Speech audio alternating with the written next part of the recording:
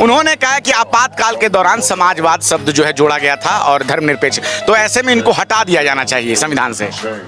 आइए देखते हैं, मजा आएगा। संविधान को हटाना नहीं है, संविधान में संशोधन की जरूरत है और संविधान को समझने वाले लोगों की जरूरत है। अच्छा, जो लोग बीजेपी के, आरएसएस के, संविधान के गेस्ट ड्राइवर, राहुल गांधी ने कभी संविधान पढ़ा नहीं और लाल किताब में ऐसे लपेट के जा रहा है जब अपनी यात्रा पे जा रहा है। What? उसने पता है संविधान के पहले पन्ने पे क्या लिखा है? राजीव, उसको पता है? राहुल गांधी को पता है? उसने कभी संविधान पढ़ा है? वो संविधान की बुक लेकर पद यात्रा कर रहा है, लोगों को बेवकूफ बना रहा है। अच्छा। अब बताओ, आप जिसको संविधान का पता हुआ संविधान की कदर करेगा? वही तो कदर करेगा। अब पूछो राहुल गांधी से कि संविधान के पहले पन्ने पे क्या लिखा है, राइट है या अपनी ड्यूटीज है? पूछो आप। क्या? चलो भाई, देखो अब मैं क्या करता हूँ। आप प्रस्तावना सुना दीजिए।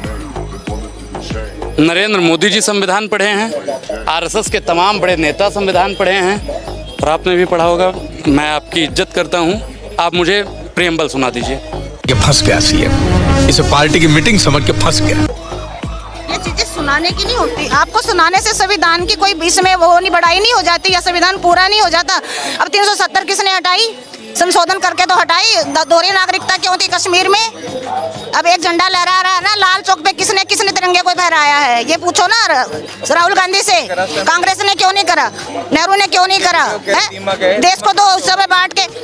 आप बताओ, 47 में जब उनको दे दिया पाकिस्तान, फिर ज्यादा मुसलमान यहाँ क्यों रहे? उनको भेजना था ना।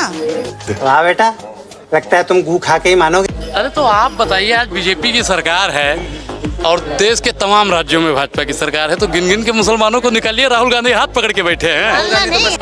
बात तो सही है। ये भैया जी कह रहे हैं कि भैया मुसलमानों को जो है निकाल दो उठा के। इन्होंने अभी बोला है ना कि भैया एक मिनट कह रहे हैं पहले। हाँ, कौन है ये लोग? कहाँ से आते हैं? जब पूरी बात नहीं सुनेंगे। अरे रिपीट तो करो। हमने कहा कि जब आपको इतना तकलीफ है, हाँ, तो आप हाथ पकड़ के मुसलमानों का निकाल दीजिए। तकलीफ क्यों होगा भाई? अगर तकलीफ होता तो मोदी ऐसा सौगात मोदी नहीं देते और मुसलमान भाइयों को घर नहीं देते, शौचालय नहीं देते। एक बात सुनिए मेरी बात, और सुनिए दिवाली, सुनिए दे देंगे भाई, जरूरत ही नहीं है, हिंदुओं को जरूरत नहीं है। अबे शक्ल तेरी बवासीर जैसी, बातें तो अच्छी किया कर। मेरी बात सुनिए, अब ये कह रहे भैया मोदी जी को निकाल देना चाहिए। अरे भैया, जब यहाँ पे रोहिंग्या और बांग्लादेशियों को घुसा रखा तुम लोगों ने, तो समय आने पर, तुम्हें नहीं बोला मैंने, मैं कांग्रेस को बोल रहा हूँ, कांग्रेस को। और सुनो, कांग्रेस ने घुसाया है। कब हो गया ये? कब हुआ? कब? झुग्गी झोपड़ियों पे बुलडोजर चल रहा है। क्या वो मोदी सरकार करा रहे हैं या फिर कोर्ट से ऑर्डर आए हैं? जरा इनसे पूछेगा कोई? भाई अंधभक्ति इतनी अच्छी बात नहीं है, चमचागिरी इतना अच्छा नहीं, चमचागिरी इतना नहीं करना चाहिए। चुप कर बे कुत्ते। इनके हिसाब से मोदी ने आज तक कोई काम किया ही नहीं है। तो जो गरीबों को रोजगार मिले हैं, जो गरीबों को जो घर मिले, वो इनके पापा ने दिलवाए हैं, वो आपके पापा ने दिलवाए हैं। एक मिनट रुक जाइए। अब देख तू अब तू गया बेटा, अब तू गया। यही सबसे बड़ी कमी है। अच्छा आप बोलिए पहले। भाजपा समर्थक में सबसे बड़ी कमी यही है। भाजपा समर्थक होना ठीक है, लेकिन भाजपा भक्त होना ये गलत है। मोदी जी ने आपको जो है जूते दिए, मोबाइल दिए, कपड़े दिए, खेती के लिए पैसे दिए, तो लगातार इस तरह की बात करें, ऐसे में आलोचना का अधिकार नहीं। सांस की जो साथ चल रही ना, वो कांग्रेस की देन है। जो हमारी यहाँ साथ चल रही ना, वो कांग्रेस की देन है। इन चाटू राम के चक्कर में ना, आज हमने जब कांग्रेस की सरकार थी, जब हमने सोची कांग्रेस सरकार आई, तो हम सोच रहे थे हम जाके कोई पद मिल जाएगा। दिल्ली में भर्ती देखी थी हमने पुलिस की। तेरा तो गेम बचाना पड़ेगा। पर हमें कोई भर्ती नहीं मिली। क्या ना पुलिस में भर्ती? क्यों? अरे मेरे को नहीं मिली, लड़के को कहाँ से मिल जाएगी? तुम्हें मिल गई। अब तो भाजपा की सरकार नौकरियां ही नहीं देगी। भाजपा की सरकार की बात नहीं करी। अच्छा, कांग्रेस के राज की जब सरकार आई थी, जब सोनिया गांधी और मनमोहन सिंह की सरकार थी, जब मैंने भर्ती देखी थी, हमें कोई भर्ती में पास नहीं हुए थे। दिल्ली में आई भाजपा ने कहा था कि जहां झुग्गी वहीं मकान, लेकिन मकान टूट रहा है। जहां झुग्गी वहीं मकान का नारा दिया था भाजपा ने दिल्ली में। 24 जब आम आदमी पार्टी की वो कह रहा था खटाखट 8,000 रुपए देंगे, खटाखट राहुल गांधी ने दे दिए। देखिए, आपकी औकात बता रहा हूँ सर, बुरा नहीं मानना सर। सरकार हमारी बनेगी तो 8500 रुपए महिलाओं के खाते में आएगा। सुनिए, अब आए ना लाइन पे। जहाँ झुग्गी बनी हुई है, वो झुग्गी में फिर भी रह रहे हैं। मकान को जो है किराए पे देके फिर झुग्गी में रह रहे हैं, और वही तोड़ा जा रहा है।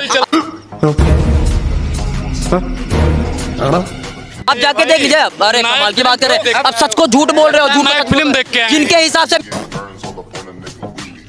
बताया जूते दिया, कपड़ा दिया। मोबाइल दिया, बहुत सारी सुविधाएं दी।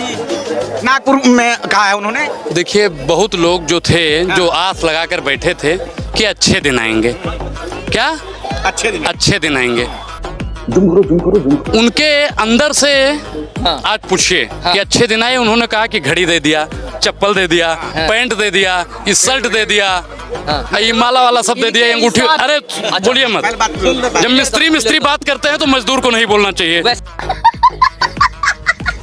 जूते में जितने सुनो, जितने की तुम्हारी औकात है उतने का सिर्फ मेरा चप्पल है। पहन के घूम रहे हो, 250 रुपए। गजब बेइज्जती है।